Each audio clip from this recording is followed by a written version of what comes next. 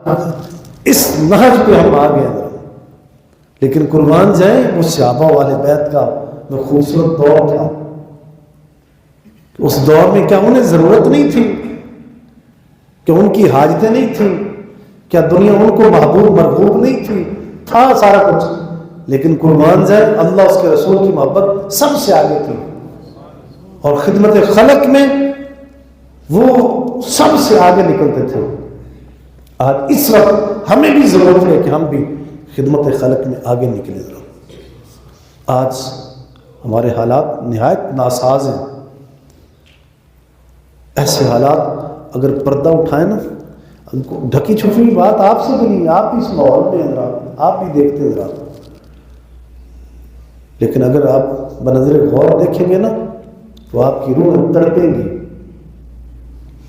6 مہینے پہلے نا اسی ہمارے ادارے میں ایک تقریباً 5 سال کا بچہ آ گیا.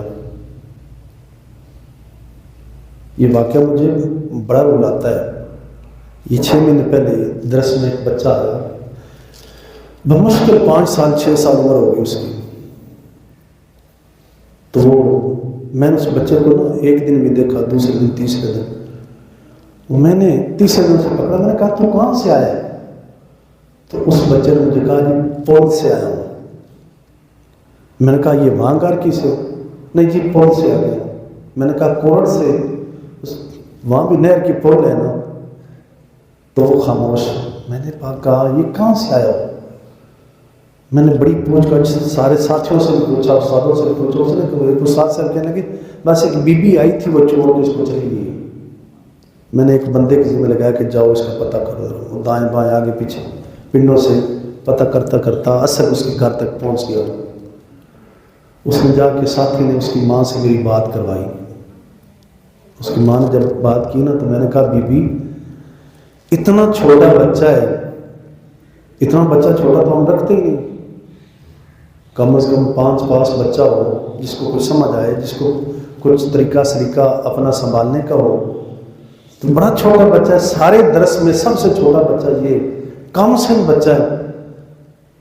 تو اتنے چھوٹے بچے کو آپ پھینک کے چلے گئے ذرا. تو جب اس کی ماں نے میرے ساتھ بات کی نا، اس کی ماں کہنے لگی اس بچے کو روٹی کہاں سے دوں، اس کو روٹی کدھر سے دوں؟ اس نے کہا میں تو روٹی بھی نہیں دے سکتی، اس کو تو میں روٹی بھی نہیں دے سکتی. میرے پاس 4 بچی ہیں، پتہ نہیں انہیں میں کیسے کھلا رہی ہوں. یہ حالات ہیں ہمارے یہاں کے دائیں بائیں کے.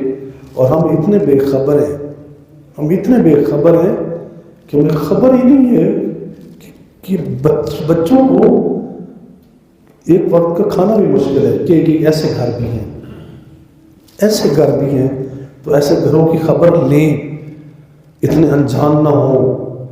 اللہ نے بڑا کچھ دیا ہے، پھر بھی یہ جتنا کچھ ہے میں بار بار کہتا ہوں صحابہ و بیت رضوان اللہ اجمعین کے اکثر گھروں کے مقابلے میں آج ہمارے پاس رزق زیادہ ہے، وسائل زیادہ ہے، آسانیاں زیادہ ہیں. لیکن پھر بھی ہم اس پہ اللہ کے دیے پہ شکر نہیں کرتے اور بہت کم خرچ کرتے ہیں. آپ بھی صرف میں تمہیں صرف کسی ایک سائڈ پہ نہیں کہوں گا، ایک ترغیب نہیں دوں گا کہ صرف ایک ہی جگہ پہ آپ خرچ کریں، بس نہیں. جہاں بھی کوئی ایسا کوئی گھر، ایسا کوئی بچی بچہ، کوئی ایسی بیوی، کوئی ایسی بیوہ، کوئی فقیر سائل، کوئی مسکین، جہاں حالات تلخ ہوں آپ نظر رکھیں. اور انشاءاللہ خدمت خلق میں آپ جتنا نکلیں گے یہ ہو ہی نہیں سکتا کہ آپ دیں اور آپ محروم ہو جائیں یا آپ کے مال میں کمی آ جائے. یہ کیسے ہو سکتا ہے؟ میں قرآن مجید فرقان حمید کی اس حوالے سے جب تلاوت کرتا ہوں نا تو دل باغ باغ ہو جاتا ہے کہ ہمارا رب ہمیں اپنے کتنے کرم کے فیصلے سناتا ہے. یہ چھوٹا فرمان ہے. من ذا الذی یقرض اللہ قرضا حسنا، فرمایا کون ہے تم میں سے جو اللہ کے حضور قرض حسنا دے گا؟ فیضاعفہ، تو فرمایا جو دے گا نا فیضاعفہ لہ اضعافا کثیرا، تو فرمایا ہم اس کے مال میں دگنا تگنا چگنا اور بہت زیادہ اضافہ کر دیں گے. بہت زیادہ اضافہ کر دیں گے. اور فرمایا واللہ یقبض ویبسط، فرمایا اللہ ہی بند کرتا ہے، اللہ ہی کھولتا ہے، وَإِلَيْهِ تُرْجَعُونَ، اور اسی کی طرف تم نے لوٹ کے جانا ہے. اگر ہم نے 2 4 5 10 کلے خرید کے اگر صرف اپنے بچوں کے نام کروا دیے تو یہ کون سا بڑا کمال ہے. فیکٹری مل کو بڑا پروجیکٹ لگا کے اپنے بچوں کو وراثت میں دے کے چلے گئے تو کون سا بڑا کمال ہے.